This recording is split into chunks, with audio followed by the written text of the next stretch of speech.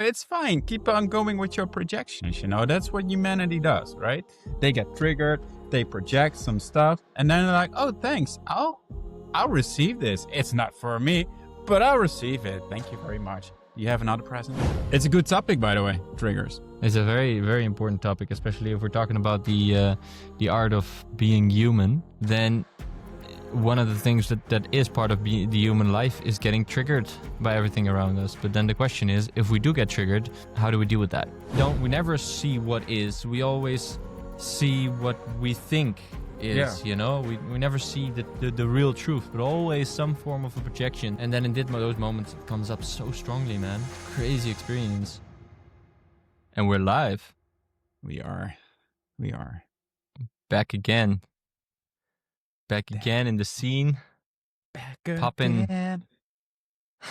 Popping bottles. Yeah. Getting gypsy. Hey, with a baby. Taking pills. Oh, wait.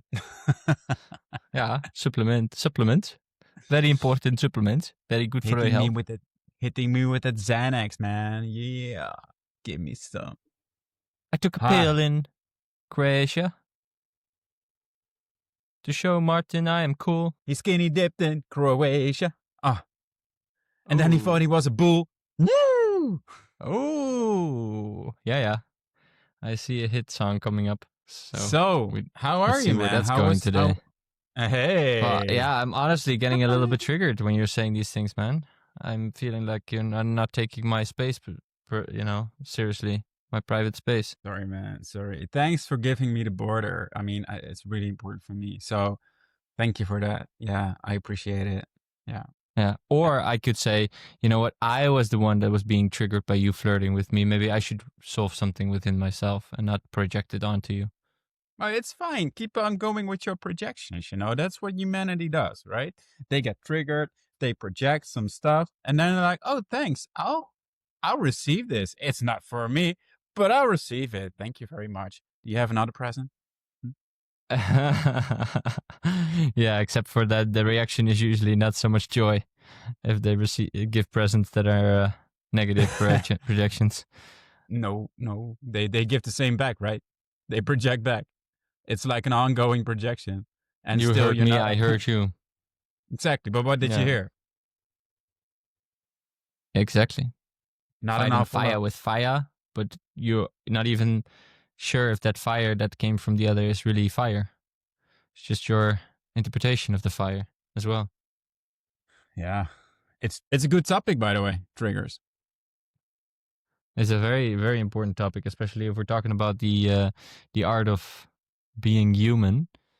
Then one of the things that is part of the human life is getting triggered by everything around us. But then the question is, if we do get triggered, how do we deal with that?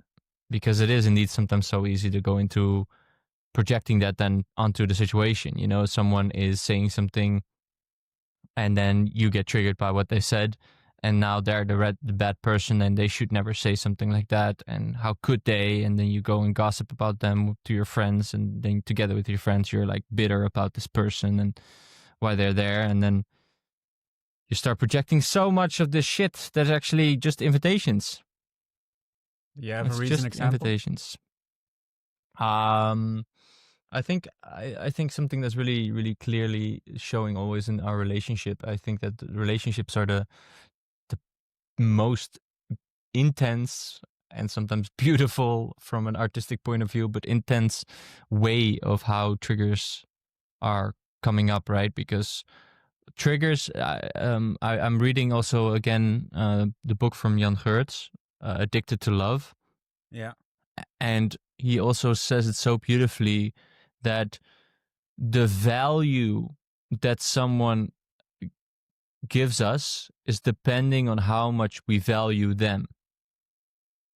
So if someone gives us a compliment, but it's the baker that we barely speak to, then it's like, oh yeah, it's a nice compliment, but I just move on.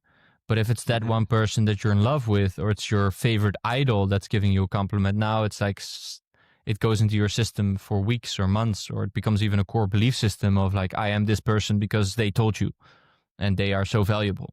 And the same counts, of course, for the other way around, that when someone then gives a negative remark towards you that you value a lot, it comes in deeper than when some random person on the street tells you that you're an ugly guy. You're like, yeah, sure, I don't care. You're probably crazy. But if your partner tells you you're ugly, you're like, oh damn, something's going on here. This hurts. This hurts me. Right? And if we talk about examples, I think that's something that came into the relationship, just like a very simple example, but it was related to Leia testing different bathing suits. And then I said at one point that one of the bathing suits looks like makes her look like a grandma because of the bathing suit. But instead of interpreting it that I meant the bathing suit, she took it as that she looks as a grandma, and because of, after pregnancy gaining some weight, she's a little bit more aware of that. And so that was something that then came up as a trigger, and then she became angry, and I didn't even realize what she was angry for, and then we needed to talk about that and open that topic up. So that was something that we really talked through yesterday, because I was not at all aware of that she was being so insecure or so busy with her physical layers, and yeah, there's nothing inside of me that's really resonating with that, because I think she's just incredibly beautiful. I'm super attracted to her and to her body. Also now when it's more feminine in a way after the birth, it's in a different way also just as beautiful. Yeah. But it really triggered her intensely, and then she got angry. And then what happened to me is that when she gets angry, she pushes me away super hard, and then I get triggered on feeling abandonment, and then I either close off or I start attacking her for the fact that she's being unreasonable and that she's being so emotional and that it's like so bullshit. But at the same time, there is a conscious awareness somewhere inside of me that's like, no, wait. I know that she's actually just emotional, and the best thing for me to do right now is to just be there and hold space. But sometimes I can, and sometimes I cannot. And then I just feel so triggered myself by her distancing and being so intense that I become also aggressive, right? So that's like, you hurt me, so I hurt you back now by telling you that it's stupid that you're feeling that. And of course, that's not helping, but that's just and I think, again, Jan Geurts's book, he talks a lot about these different patterns of when we get triggered, that once we got triggered, there is always first a identification with the emotion. So the trigger, of course, elicits a specific emotion, and then we become connected. We melt together with this emotion first. So someone says something negative, we get angry, we become the anger in that moment, and we express that anger in that moment. And however long that gap is between feeling the emotion and then becoming aware again of like, wait, this emotion, is that actually helping me? Is it actually serving me to act this out? Or is this actually an emotion that is a trigger that comes from the past that I can solve, that I can look at? Then we are able to not identify anymore with the emotion. So we can disidentify. Pretty hard though, right? Because I mean, at first, I think that we're all used to first channel the emotion and then understand the message behind it later, right? Well, the way of releasing the emotion is indeed a good question, because like you say, channeling it or being able to express what is present in a way is also good.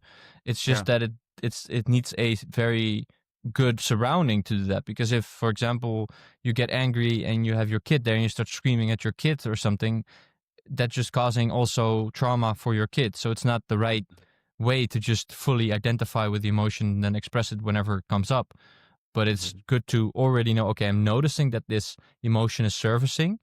I am not my emotions. I have my emotions, and I understand that my emotion I need to do something with it in order to let it go. But which way is that? Not right now as a reaction, but with awareness, being able to release it. And then there's indeed many, many different tools, like screaming in your pillow is something that I use. Sometimes if I feel the seed of anger inside my system, I just feel a little bit of irritation somewhere. But I know that if I want to release it, then I need to amplify it first before I can release it. Then I sometimes stand in front of the mirror and I growl like I'm a wolf. I make this face and like, ah, and maybe I put on some like intense tribal music or something like that, and I just I start just growling a little bit, and I notice how this little seed of irritation starts to flourish into more and more anger. So I kind of act it out first, just like actors, and then I embody it, right? That's probably what happens with you as an actor as well, right? When you sometimes know I have to play this anger, but I'm not feeling it right now, I'll just go into the embodiment of it, and then it starts coming more and more, and then you can embody it even better and therefore become a better actor, no? It's a good one.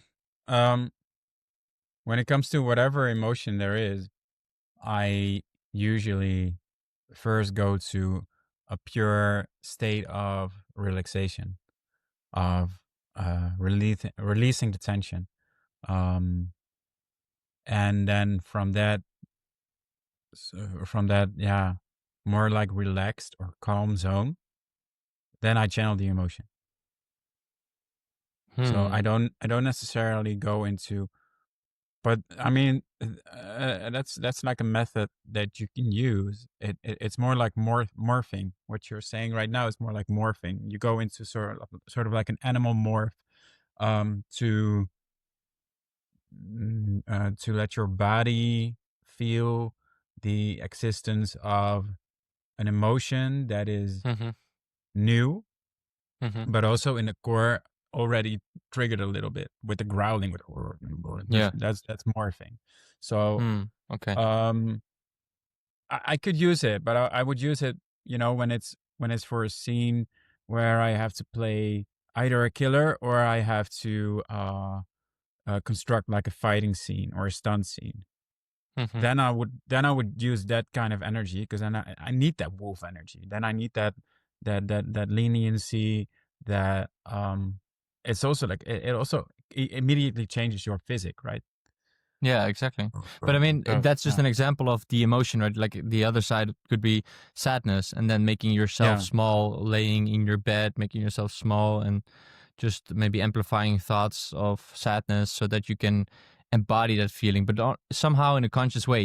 There's always this, at the one point you're Yeah. doing it, and then at the same time you're the one being done, meaning you fully experience the emotion as if it's moving through you, but at the same time you have an awareness where you're still observing what's happening. Yeah. I try to create like a pattern that has happened before. So when I know like that emotion is like there's some anger there, then the pre-work had to do with some kind of movement, right? Because anger doesn't just exist like that. So what I would more eagerly do is train my body and do physical stuff, like Hmm. really run very fast and Mhm. go to exhaustion, right? To Mm. the point that I'm exhausted at that point, where I'm more in like a primal state, and then my emotions can be triggered when it comes to anger, maybe as more of a primal spirit, something like that. More embodied maybe as well, because when you do Yep, so physical exertion, you also go more into your body instead of being in your head, right? So exactly, then exactly. in embodiment also comes that the emotions that are present can be expressed more, come out more. Yeah, that's what I Yeah. always do. I always try to make myself tired in some kind of way, or tired, just really already get into that kind of energy. Mhm. Uh, yeah, Mhm. I definitely get what you're saying. I think it's a wonderful example when you start like the growling, when that's the first process of you, and I think it's you know on top of that, it's already a wonderful thing to be able to recognize that emotion, as you said, right? To Mhm. recognize like, okay, I can sense there's a little anger here coming. I mean, that's already hard work, dude. That's That's not a already lot of some people. awareness, right? Yeah. There's also emotions, or there's indeed people where you just completely identified with the emotion as soon as it comes. And if it's not there, then, or if it's so small, then you're not even aware of it. And then maybe it expresses itself as tiredness. I used to have that when I was a teenager. I would have two emotions. I would be tired or I would be okay, basically. Mm-hmm. That was my emotional spectrum. So all the emotions of sadness, anger, that frustration, and fear, and shame and guilt were all hidden behind tiredness because they were not allowed. I needed to function. I needed to be good. I needed to serve people. I needed to always be present there. And so all these were just hid under the rug, basically, of tiredness. And so once you get into this opening that rug up, it's a lot of emotion. And then in the beginning, it felt for me as well a lot like I'm actually going backwards because I was suddenly feeling all these emotions that I was not feeling before. Before it was just like, I'm usually good, or I'm just tired and I just need to rest, or And now suddenly it's like I'm good, and yes, I'm more good. I actually can feel more good. I can feel pretty amazing, but I can also feel really, really shit and scared, and I was like, okay, well, wait, what do we do now? And then needing to overcome yourself. So that's also for people that are in this process of awakening, you could say, right? Becoming awakened to deeper parts of yourself, expanding your awareness to become more of you with all that you are, is in the beginning sometimes a process of feeling you're going backwards because you're suddenly noticing that there's so many more emotions that you don't know how to deal with. It's like responsibility, the ability to respond. Once you have more responsibility, it's amazing because there's more you can create and do. Also from a manifestational point of view, you can create more because you can tap deeper into different emotional frequencies. But it's also learning how to respond to that new ability. That is takes some time and has quite a lot of layers and processes to go through. But I do see that, that I believe in 3 levels of consciousness. I don't know if I talked about this in an earlier podcast, but if so, then just a good repetition. The 3 layers, first layer being everything is happening to me, which is the finger pointing, right? It's a consciousness where constantly, wherever a trigger comes up, someone says something, you're like, no, you shouldn't say that. No, you shouldn't do that. No. And then there's the second layer, which is at one point when you're feeling, I am so done with this victimhood mentality, basically. I don't want to, I can continue pointing fingers, but nothing will change because of that. You know what? I'm going to take my life into my own hands. I'm going to create a change now. So that's the balded fist that says, everything is happening by me. So not everything is happening to me, but everything is happening by me. And so now you start creating your life more. You start taking things, when something happens, you're like, no, I'm going to work against it. I'm going to change it. People tell me that I can't do it. I'm going to show that I can do it. And it's like, wow, like there's a lot of energy towards change. But at the same time, there's often still a lack into it because there's often a fighting against something. It's like a very matter to matter approach. I'm going to change, I need to work really hard. I need to make hours that I can. It's a very behavioral approach often as well, instead of a very much deeper belief system healing, what's behind it approach. But often necessary when we go through it so that we can come to the third step, which is everything is happening through me, where more and more our ego becomes something that we can observe. So when we have, for example, certain triggers, that instead of fully associating with those triggers and identifying with them, we are able to observe them more and see it as just the ego having its response, or you can also say having your inner child react, because a lot of these triggers come from our childhood and are just being projected onto the current situation. When your father told you that you're not good enough, or whatever happened in your childhood, and now suddenly your boss is telling you that you're not good enough, you get super triggered by it because your boss is representing your father's energy. And actually what I think is the universe is simply just inviting you to heal that part inside that is still believing that it's not good enough, which I think is the fundamental belief system that is in the way of feeling whole and feeling complete, that we all to a certain degree have.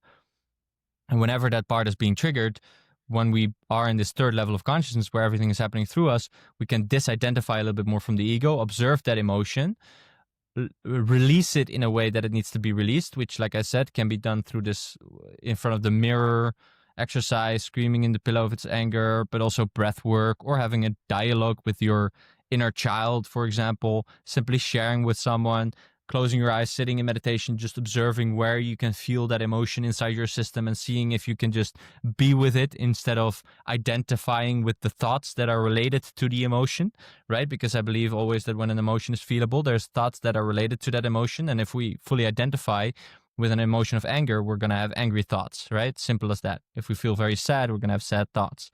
But if we then don't identify with those sad thoughts and we just stay with the emotion that is there, and whenever that emotion is like, yeah, but I'm really scared, this thought comes up with it, instead of saying, I'm really scared, it's like, oh, my inner child is really scared at the moment. I'm there for my inner child to just observe, to be there in a sort of loving awareness. When we practice that, we are learning to be in this third level of consciousness. This everything is happening through us. And then the joy of life can start happening, because then it's not so much about us anymore, and we can just simply become a vessel for whatever wants to move through us. And with that I mean whatever inspiration. In spirit, inspiration. Like we're connected to spirit, we're connected to something higher that wants to inspire us, to move through us, to get us to do the things that we are here for on earth, that we decided to create and to do here on earth. It also goes back to the what you said before. I think that's a beautiful sentence where you said, not I am the emotion, but I have the emotion. Mm-hmm. Yeah, It's like if you are that vessel, then you can act with the emotion as you need to or as you would like to. Whereas if you would just be in the thought of, this is my emotion, I am this emotion, then actually you have no control over it. But you also have no control over being that vessel, right? Yeah. And I think that something that really links to it, what Jan Geurts also says in his book, is that sometimes people think that children and babies are in this perfect state where they're so connected to source. And then we kind of get this ego build up, and then we move away from that, and we get more and more separated from our source, basically. And then we have our life to fix that by seeing our triggers and everything. And there's a truth to it, but in the same time, children are still fully unaware. So I think that the ultimate state is awareness and connection to source. Because children or babies have no awareness and just connection to source.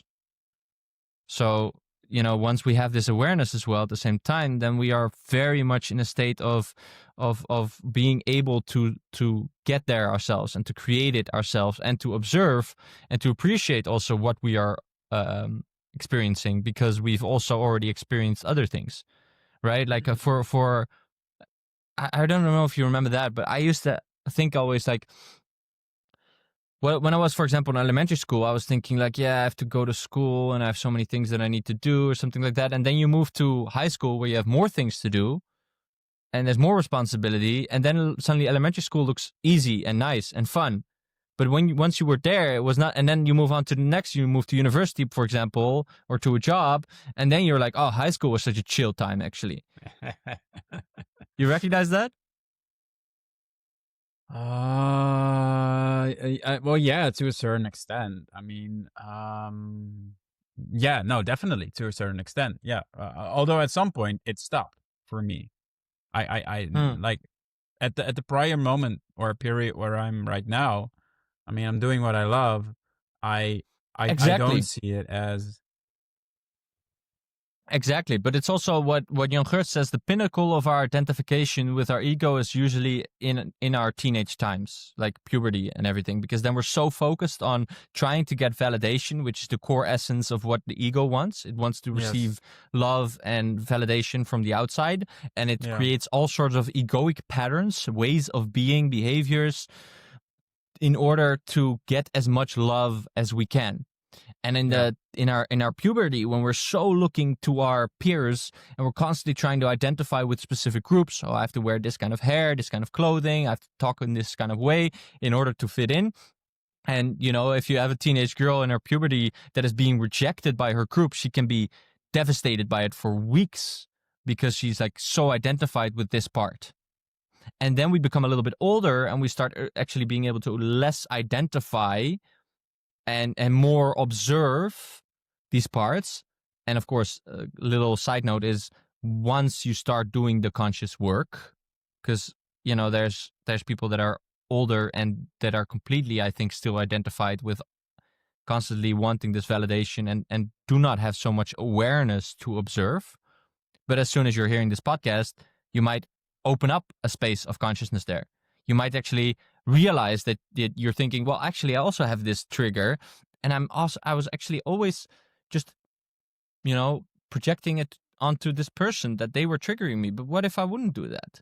Now suddenly there's some borrowed awareness by what we have already experienced that you can tap into. And now it's expanded your awareness and your ability to actually not identify with this emotion anymore. And if you get that as awareness once, it's not like you've incorporated or integrated it right away. It's like right now you heard it once, you think about it, but then next time you get triggered, you might project first again. But then you might project for 2 days and then realize, oh, wait, I'm projecting again. And then the next time it's like you're projecting 1 day and then you realize it again, or just an hour or just 2 minutes at one point before you're able to not identify with that emotion and therefore not project anymore. And you can start with, okay, what is it there that I need to see and solve inside of me? And I think that I'm so Jan Geurts fan at the moment. Like I really recommend this book, Addicted to Love, or in Dutch, Verslaafd aan Liefde. Yeah. Because it's such a good depiction of what the essence of the art of being human is. It's really this fundamental belief system of we're not good enough, that starts from when we're very young, because of the belief systems we pick up from our parents and from our surroundings. And that belief system starts sprouting all sorts of different systems of rules on how we need to be. And based on the rules of how we need to be, we start to create different behaviors that fit those rules. In order to be good enough, meaning the fundamental belief system, I need to get good scores in school, for example, because that's what my parents told me. And then we start creating the behavior of either being really good at school by spending the time and studying, or if we are feeling actually incompetent and we're not able to do that, then we start actually developing the behavior of, well, I'm not able to adhere to this because I'm not smart enough, I'm not good enough. Like then there's again this belief system, but then the behavior that connects to that is different. The behavior is like, I'm going to be a rebel, I'm not going to be doing my schoolwork, I'm going to be spijbelen. I'm not going to my classes anymore. I'm starting to, I don't know, smoke. I'm gonna just hang out with bad people or whatever. Just either we try to fully identify with it or we try to push it away as far as we can. And that's the identification, like the melting together with it, like I said, or the disassociation from it. Then we try to push something completely away. And that's also something that might happen once we actually notice that we have an emotion that we don't want. Like, okay, I'm being angry with this person anymore. I don't want to be angry with that person because it's my trigger. But then what sometimes happens, and that's the spiritual layer where a lot of people get stuck, is then they start to judge themselves for the fact that they are identified with that emotion. I don't want to have this emotion. This is not my emotion. That's not good. I shouldn't be like that. I shouldn't behave like that. I'm not going to do that. But now you're judging yourself for having been that, which is just another way of your ego going in the back door, basically, and coming back in with another judgment. So Something else negative. Yeah. And then you can say, oh shit, I judge myself again. I shouldn't judge myself. Fuck, but then you judge yourself for judging yourself. Yeah. So it's like a inception of Judge-ception we're in then. Right? And then we need to be able to break it by being able to say, okay, I am perfect the way I am with all my triggers, with all that I am experiencing right now, because that's part of life. It's part of life that we are living in duality and that we experience all these things that we can label as something dark or negative. But only by having that darkness, we can experience the light in a more brighter way, right? It's the contrast. So if we get fallen, that's why I don't like to say negative, positive, but I just like to say contrast. It's just dark or white. And dark is also somehow beautiful. Like, I don't know, this TV behind me is pretty dark. This thing is here, pretty dark. I don't have a negative association to it. Some places it's just better that it's dark. When I'm going to sleep at night, I prefer it dark. I don't sleep so well in the light.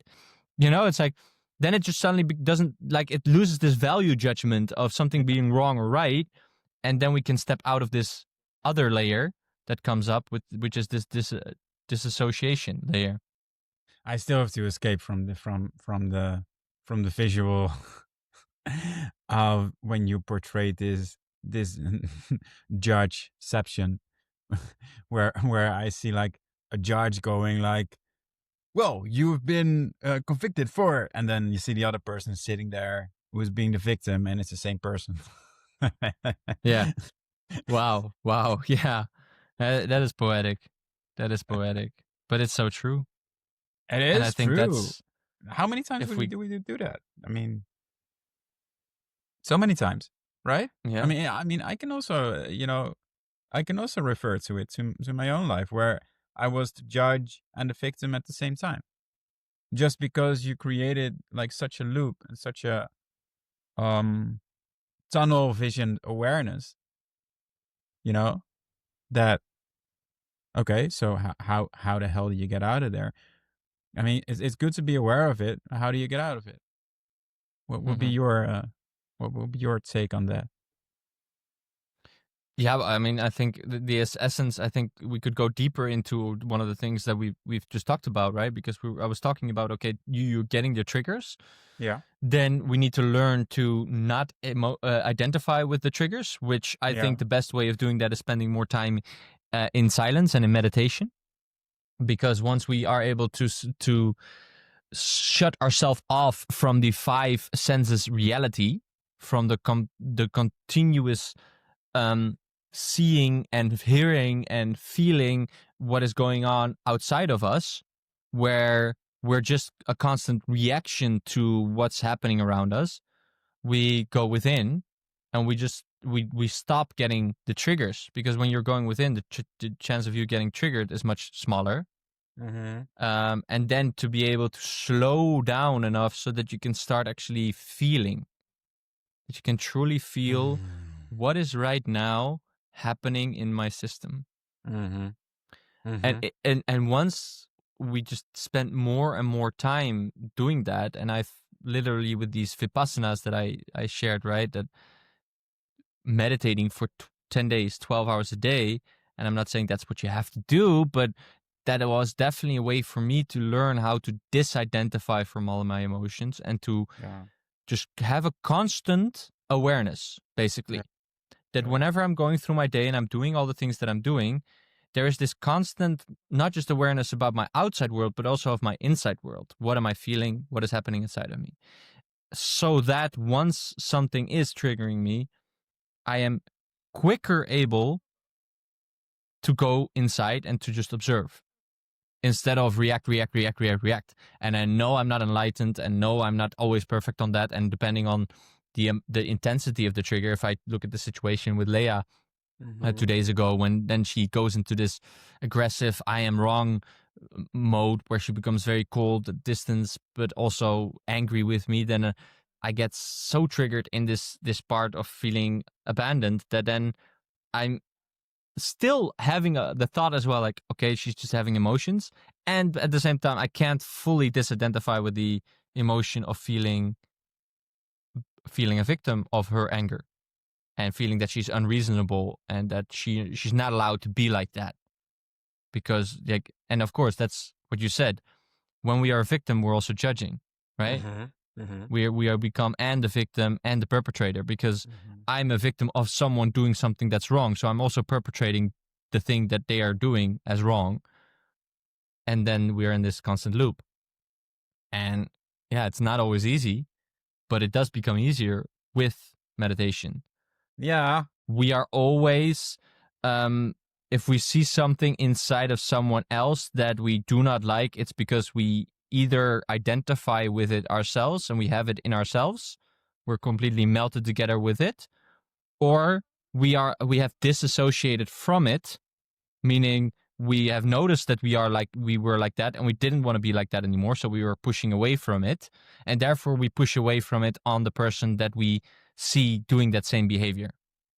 So if someone is being very arrogant, and we used to be very arrogant or just very confident, you could take the value judgment out of it, being very confident, but we noticed that when we were very confident, people are like, hey, why are you so arrogant? So we stopped identifying with this part of a confidence and disassociated from it, because we thought, if I'm going to be like this, then people are not liking me, so I'm going to not do that anymore. And therefore, we don't like it in others. And then, of course, Byron Katie's work comes in, where she do you know Byron Katie? By name. Very genius. Byron Katie has a book as well called The Work. And what I think she does really well is just having simple questions, where she simply just asked, if you have a certain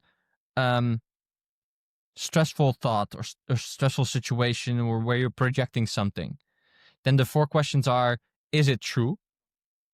Well, if it's just a projection, for example, this person is so arrogant, well, is that true? Could it also just be that they're confident? Well, it could actually. And then the second question: can you absolutely know that it's true?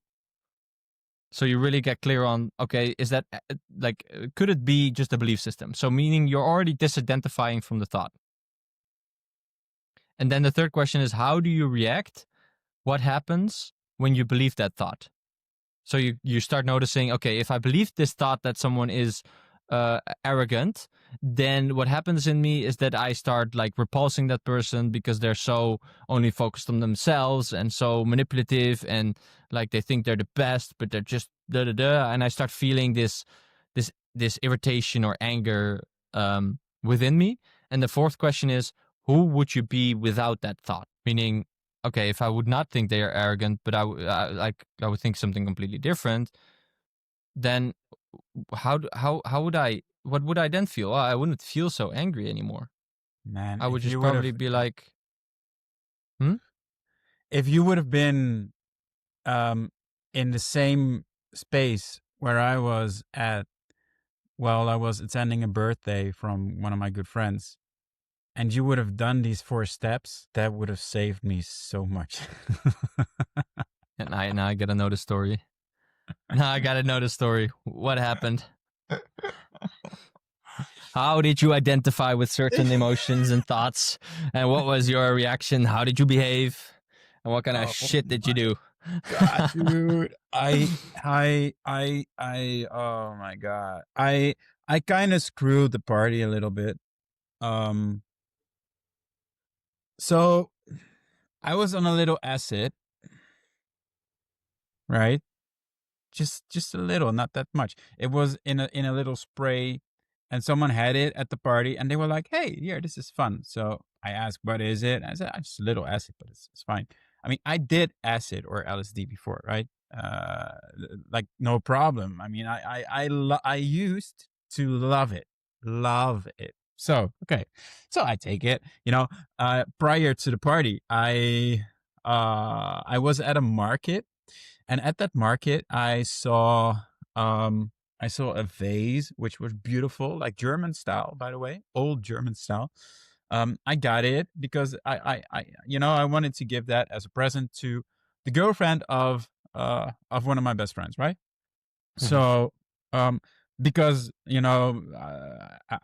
before I just gave her, when it was her birthday, I just gave her some cash, and that was it. It was not like a personal gift at all. So I felt a little bit like, I have to clear this up. It was not that smart, but I was in a sort of chaotic energy, right? So it's fine. I don't judge myself for that. So I gave her the face, and then at the same market, I saw a little doll, and that little doll was like old traditional style. I have no idea where it comes from. Maybe Indonesian, or I don't know. I really don't know. African. I have no idea. But it was like a wooden doll, and it had these. I think more like actually Asia, if when I think about it. But it had these eyes open like this, really big, right? And it had its genitals out, like a little genital out, like a little, just a little dick there. And I thought that was pretty funny, like as a statue way of giving that as like, just, hey, this is funny. This is this is funny. I also have a story, that I can give you with this doll. It's funny, we can also break like an era with this doll, A what? like, An era? yeah, an era, like symbolically, like break the how do you say, or round off a moment or a period in our lives Mm. where hmm you know some Closure. things were, yeah, closure, but like, good closure, like Yeah. closure, and then progress towards a further deepened friendship, right? Mm. hmm That was my intention with the doll, right? So, but I was at the party, and I also had them like other little gifts, like two hearts, chocolate hearts from this Moroccan pastry shop. I don't know. And then I thought, because he wanted golf clubs, so I'll just give the rest as, cash. It's like just like a little present here, a little present there, and then I'll give you cash, right? That was the idea. hmm So that party started, and well, the party was already starting. I was really early also, and then Oh, that's the also a surprise. hey, stop triggering me, you asshole. No, so Love it. yeah, love you too. So asshole. So uh, yeah, true though. There. So I was at the party, right, and this doll, I had it like tucked away in like newspapers or whatever. It was just like, I mean, I got it from the market, right? So I don't have like a gift wrap or whatever, right? So Mhm. that was there, and then we were building up towards the moment that a video of like 50 minutes or something was being showed, where all his friends made some little video tapes, right, where they made a little message. I did a scene where I played his character in some way, right? To kind of like, joke with him a little bit, because he's also always like talking about golf, and sometimes, being like this high class dude. And he is a high class dude, but I just wanted to kind of make fun of him in a good way, right? So Yeah, that was just my video. teasing. A Yeah, little bit of just like I teasing. did what I did right now with the time. Exactly. Yeah. Yeah. Yeah. But then more. Yeah. so okay. So Okay. now that was the video. So we were building up towards this video, right? But this asset was already working. And nobody else from the same party had that asset. Well, there's one guy, right? Because he gave it to me. Okay. And I was like, sort of like chilling, maybe I had one cocktail or something, and that's it, right? So then before the video starts, I'm being taken in some experience where she is introducing the video. I wanted to help her also to get the video on the screen. I didn't succeed, so I was like stressing a little bit because it was already 12 o'clock, and we wanted to do it at 12 o'clock, right? So that was like the first hurdle. And she was like, "Oh no, I'll do it myself. It's fine." But she was a little bit angry, and I get it, because but she asked me, "Can you do it?" I said, "Yeah, sure, I'll do it." So I was like 10 minutes. I was already, but it didn't. With the same thing with the freaking phone right now, it just didn't connect to it. So I was like, ah, Triggered by the technology. Triggered by the technology, and at the same time under the influence of a little bit of acid, Which although amplifies the experience. yes, and I wonder how little there was actually, because my experience was big. So okay, so then that is the situation, right? Then this video is being played, and I see firsthand, before the video is actually being played, that the video is being played, but in a different way. That she is saying goodbye to him. That this is their end of their relationship and marriage and whatnot, and that she wanted to present him with a gift, because she's so happy that he's always there for her. But instead of those words, I heard, "I'm so happy that you're never there for me." So my whole experience, because of this frigging like acid, Whoa. was shifting and changing. So I was triggered heavily by by that. And then she gave the presents, and then first I heard, um here are the presents, and well, Martin also got you something, and he really searched for a long period, and this is like the lifetime present that he's gonna give to you. So here it is. Oof. I cannot even get it. But later I heard, Martin also, yeah, well, he also has something for you, and it's in this bag. And those like similar, like Huh? different sentences. Yeah. But the first thing that came into my system was the total negative outcome, right? Exactly. Of And they're like of this really everything. needing to be good enough, and it needs to be beautiful, and it needs to be arranged well, and yeah, wow. So I was in there. I was in a bad trip, bad trip. And then I got the doll out. I gave it to Renz, uh, uh, uh, and he was actually terrified by it. He was terrified. So my one of my best buddies was terrified by the doll, um, and his girlfriend was also terrified. So it was like this wooden And doll. this was really happening, or was this also in your head? No, this was actually really happening. They Okay. said this is like bad energy, like the way how the doll was shaped, and they just sensed something totally wrong with it, right? And I was like, this is my funny present. I wanna give this, and now it's like not, and so it's not being received. And then they said, let's do a cool thing. Let's ritually burn it. And I was like, what the hell? I get your present. And but everyone in the same house, in the same room, they were all like, dude, this is bad energy. Why did you get this doll in this house? Everyone was in that same, Whoa. line. I mean, You're Jurgen so was excited also about it. there. Jurgen was Jurgen, there. yes, Jurgen said there is some like black magic, some voodoo stuff in this. And he was so convinced of that. And I was like, what the F? I have no idea. So then Ren, well, I mean, so my buddy said, like, one of my best buddies whose birthday was, he said, let's just burn it. Let's do that. And then his girlfriend was also like, yeah, let's do that. Yeah. So everyone was in this like happy state, right?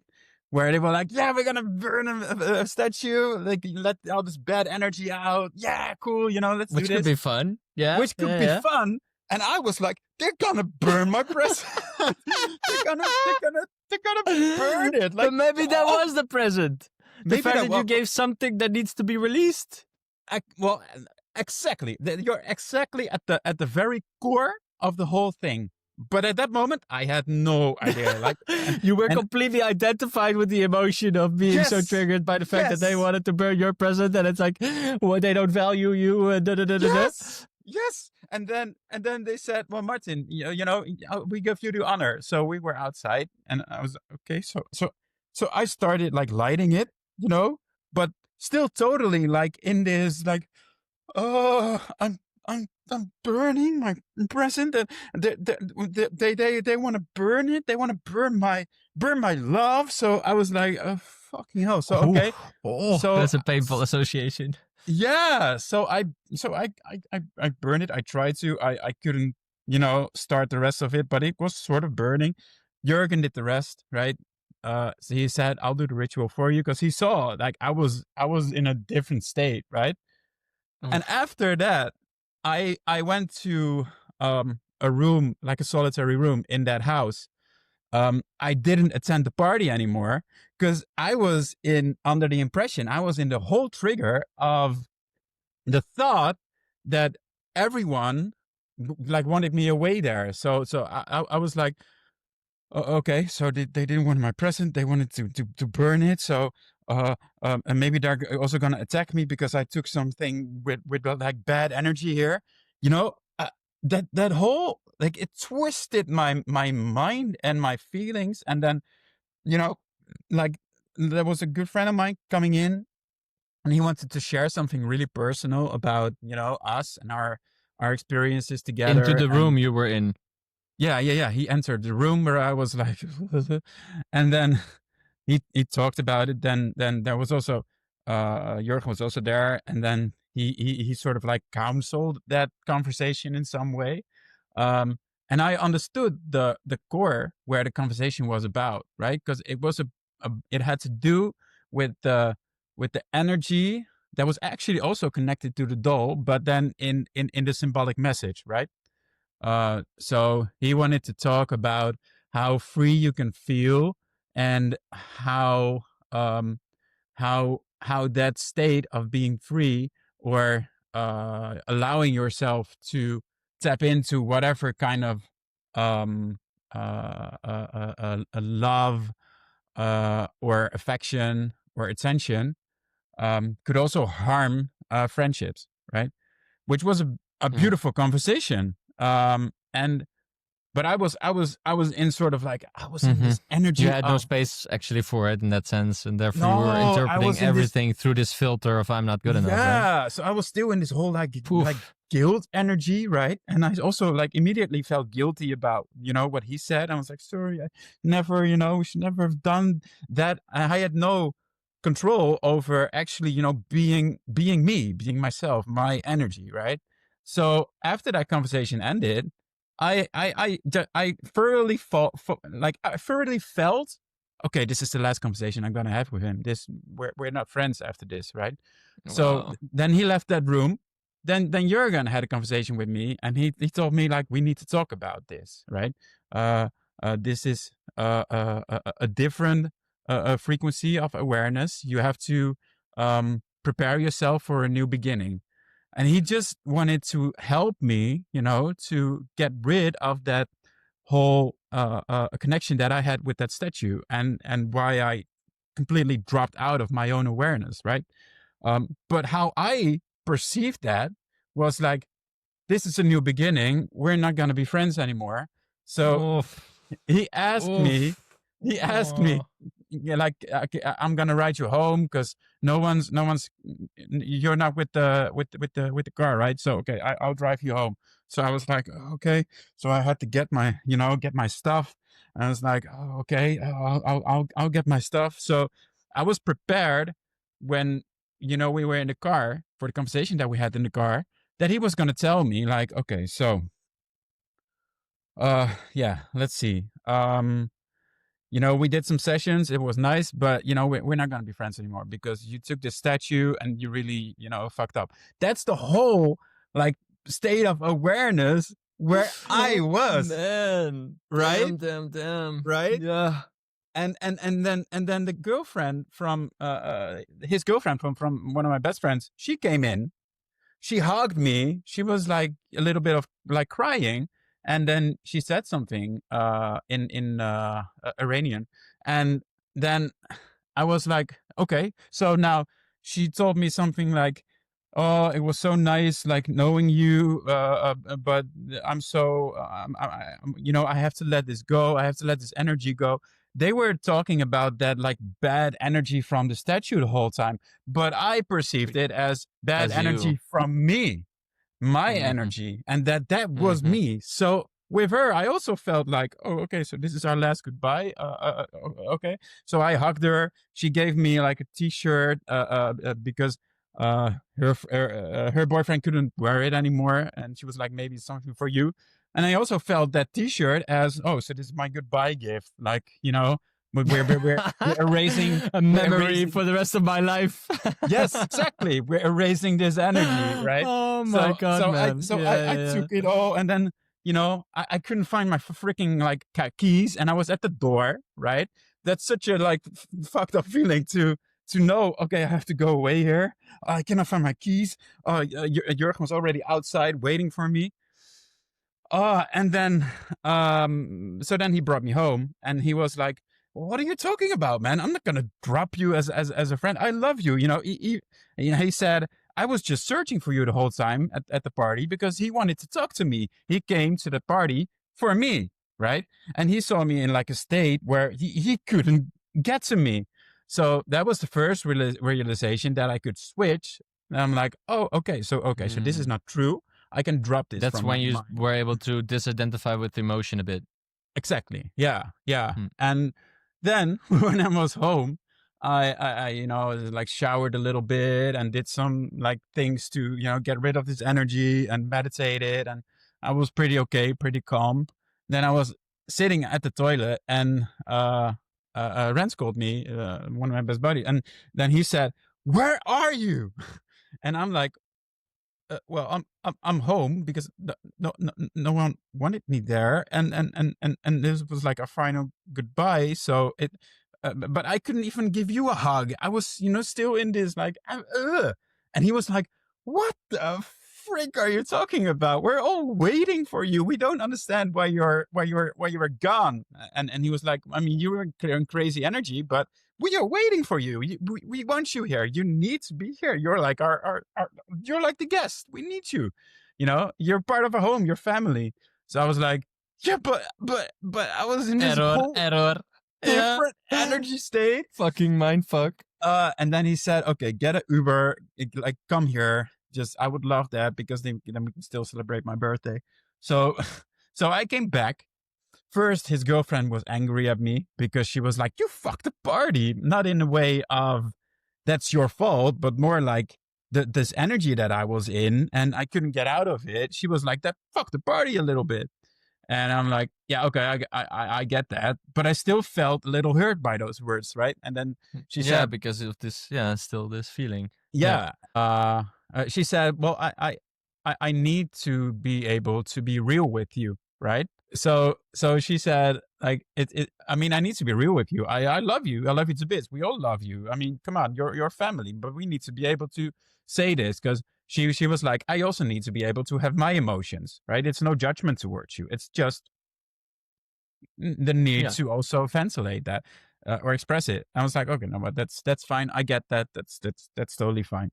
So then in the end, I danced that day. I did some like Iranian dance, like really nice actually. I kind of like got the feeling a little bit for it. I made food for everyone because I was like, I gotta clean this freaking energy, right? I gotta just be me in a pure existence as who I am. So I took out that trash in the rain, I got all that like shit away. I helped them with some groceries. They were all like chilling there, having a party, birthday. And I was just, doing those things also to physically get myself, in this like cleansing way. Right. So these emotions, they dropped and I was open to be my own and have my own emotion. Right. This acid was not in the same place as it was. So I got some groceries, made some really nice food, had like this little like a bowl and a little bit of flatbread and, like I made some really nice, just created a little bit, some chicken liver and chicken and some, how do you say, just a lot of like nice vegetables. Anyway, my way to share something that comes from really good and pure energy, right? So, so then it was a wonderful day again. I love the dancing and stuff, but like how triggers can work, right? I think especially when we're fully identified with the emotion, right? Then we're just constantly, and that's what we're constantly doing. We're constantly creating the reality by our projections. Like we never see what is. We always see what we think is, we never see the real truth, but always some form of a projection. And then in those moments, it comes up so strongly, man. Crazy experience. And I just want to quickly, because like one thought that came up is from South Park, right? Like, kids, don't do drugs, okay? Drugs are bad, okay? But I don't want to say that because I don't believe that. What I do believe, however, is that you need to have the right setting for it, right? And it's an amplifier of your, especially psychedelics such as LSD, mushrooms, ayahuasca. It amplifies certain things that are already present. Sometimes people are like, "Oh, it's such a bad trip," but often that's just because there's something in your subconscious that wants to come up, but there's not enough safety and not enough awareness, not enough love, not enough care from someone around you to be able to process that. And then indeed, if there's no safety, then suddenly we identify so fully that it becomes a traumatic experience on itself. And that's why it's so important to have the right guidance, to have the right setting, to say, you know what, we have the intention, we're going to be taking acid right now. It can be that some part of me comes up. Is it then okay that comes up? Can it be shared? Can I express the emotions behind it? And then to have this clear sense that it's all okay, that it's all okay, that is there. Yeah.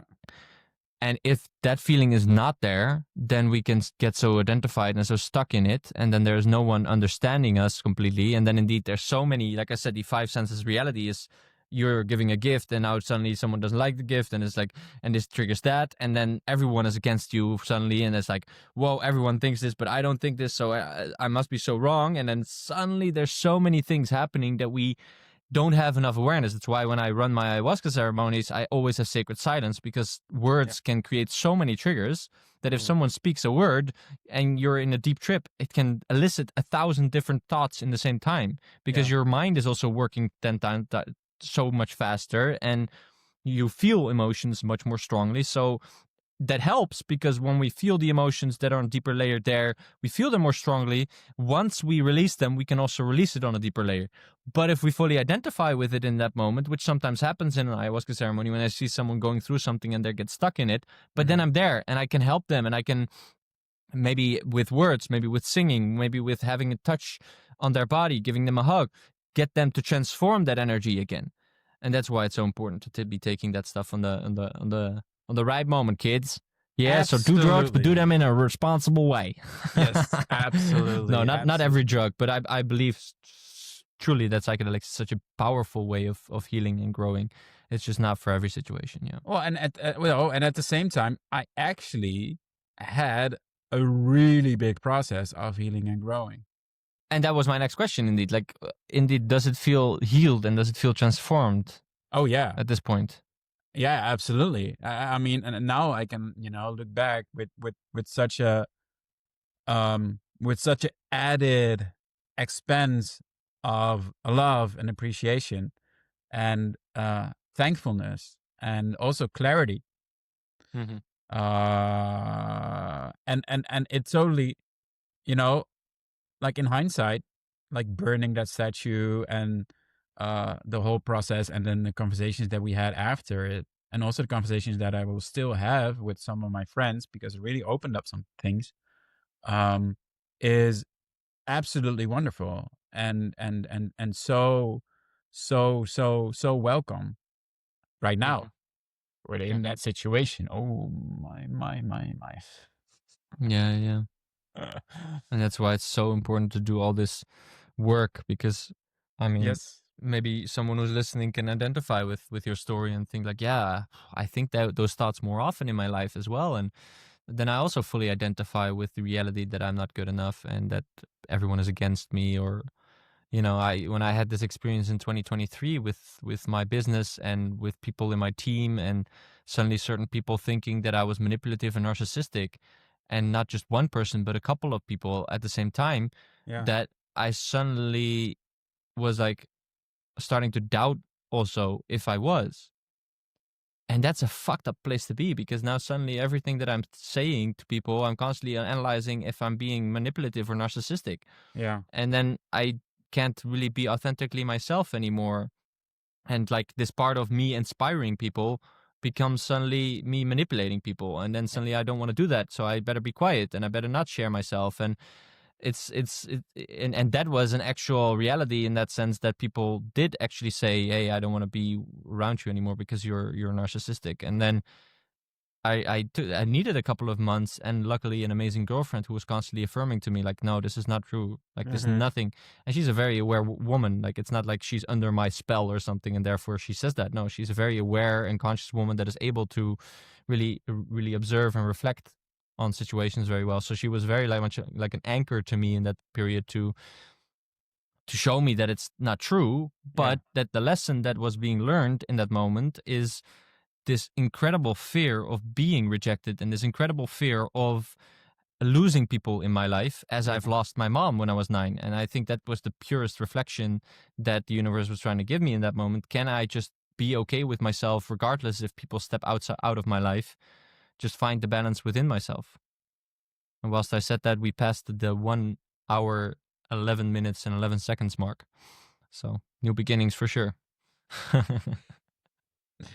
Well, I mean, you you are, when we talk about like the vessel that you're in, you already have this radiance and this power and this it's purely love. But I get it that some people, could project you in some different way. And I can also understand to some extent that it can be a really big burden and something to, really that you really have to process, that people think you are narcissistic or, selfish or egoist or whatever. You're not. I know you're not, absolutely not. But the power that you radiate, the power that you have around, like your whole presence is just a very strong form of love, appreciation, value, and and a really, kind of like a higher thinking, higher being, higher knowing, just, by the extent of love itself. So yeah, I get it. It can be people may be like jealous, or they can be triggered by it. If you don't choose to grow as a soul, as a human, and if you don't necessarily choose to grow your talents and expand your talents, then you will get less envy or jealousy or a projection, Yeah. because you're not making yourself that big. But if you choose to really reach out to your full potential, then yeah, those are some hurdles that you have to go through. But the moment you go through it, because I know that from my own experience, you get such a big, big form of love and appreciation back. And how wonderful is it that you could share that also with Leia? I mean, not having to carry that yourself, and really getting that back from a like a pure mirror in your life, that itself is also such a present, man. Mm-hmm. Yeah. In that moment, just like what Jurgen at least tried to represent for you. And once he was able to share that he loves you and that he came for you and that you were able to have this click moment. Sometimes we need that outside person to just give us that moment of realization and a different outlook, and that we can believe just enough in their way of looking at the world that's just a little bit more beautiful than our limited self that feels insecure. Yes. That then we can shift our awareness into a more wholeness and a more loving awareness of our reality. Yes. So it's really incredible when we have these people. And I think that's also such a bullshit spiritual belief system to have, that we need to be able to do it all ourselves. I think the most basic example of that is that, I need you when I'm lifting a heavy couch or table. I need you. I Yeah. cannot lift it by myself. Period. I was like, I'm going to train a lot so that I can like lift. No, I can also just ask for help, and that's also okay. Right? Yeah, man. But man, thank you as well, by the way. Thank you for the beautiful words. And Of course. yeah, I really came to a deeper realization as well after that process. And of course, I did see also parts of me that, whilst I was growing a company that grew so quickly and suddenly having so many kind of like employees and people that I was working with, and having so many fires to extinguish, that I was stressed and in a burnout, and therefore I did not have so much space for people, and I was more was less loving, you could say, in a way. And that's also true. But the lesson wasn't I'm narcissistic and there's something fundamentally wrong, but it's more like, hey, slow the fuck down, take more time to go within, relax, breathe, take time for friends and family, for what's important to you, for like love, for acceptance, for joy, be more playful in your life again. And then it solved itself. So it was so much more easy than I have this deep fundamental thing that I'm narcissistic, a deep ego pattern that I need to go into and solve on a deep layer. And I need to, some people said, yeah, you really have to get a lot of therapy right now. That's the way that's going to solve for you. And I was like, oh, maybe I do, because so many people were telling me that I started to believe in them. And then at one point I was like, okay, I had some more space and more awareness. I'm like, no, I think I'm good. I think I'm good. I love people, and I think I'm actually a little bit more on the edge of always trying to figure out if I'm okay, if I'm good enough, instead of being narcissistic and just trying to take advantage. I'm always trying to find the win-win, sometimes to the point that I'm giving myself a lose. I think I'm okay. I think I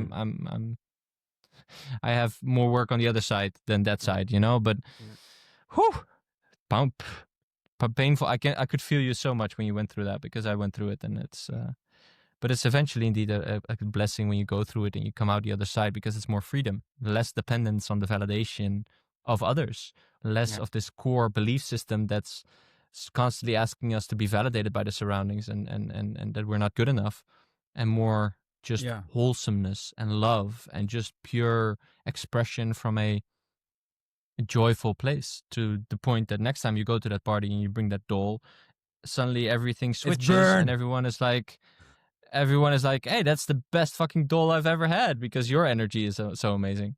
Yeah. Could be. Right? Yeah, definitely. No, yeah, definitely. Could be. No. Yeah, got to be in search for new dolls then. I'll be your doll next time. I'll be like, I'll sit really tight and you can give me. Yeah, they're not going to burn you. That's good. Maybe they're going to roast me though. Oh yeah, but that's fine, right? I mean, roasting is fun. No, but I mean, you're absolutely right, and I'm also really thankful for Jurgen, because he was the mirror who actually got me back. Yeah, so it's super important to, I guess, when we also round off the podcast right now, is that we really create more awareness of going within. Yes. Because as we don't do that, then we are so lived by our surroundings. I notice it when I do a Vipassana, my mind is so still and quiet, and all the sensations I have, I can just, there's something happening there in my body. This I can feel there. This is happening there. In the meantime, there's this thought, and I can just observe all of it.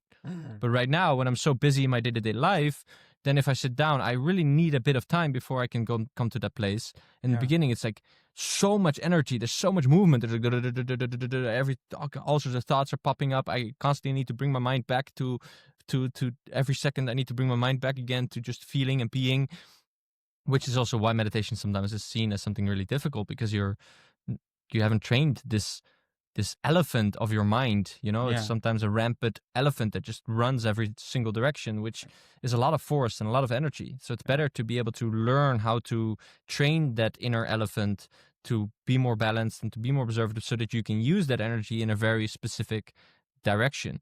And that's when this work of going inwards really comes to fruition and helps us to be able to deal with these kind of triggers quicker. I don't believe there is a sense of never having triggers anymore, maybe when you're enlightened, but for most of us, it's just going to be, okay, I have my trigger. How long does it last me that I'm identified or disassociating from this trigger, this emotion? And can I integrate it in my system by loving awareness? That is like the encapsulating, I would say. Whatever tool you use, can I just love it? Because once we love that part of us, it goes out of the shadow and it can be released, and it doesn't hold us anymore. And we can be more authentic expression, and everything can happen through us instead of everything is happening to us. That's a beautiful starting point. Absolutely. And also, you're talking about this Vipassana, because in a moment, in like an hour or so, maybe less, I'm going to Jurgen, and then we're going to work on the show reel again.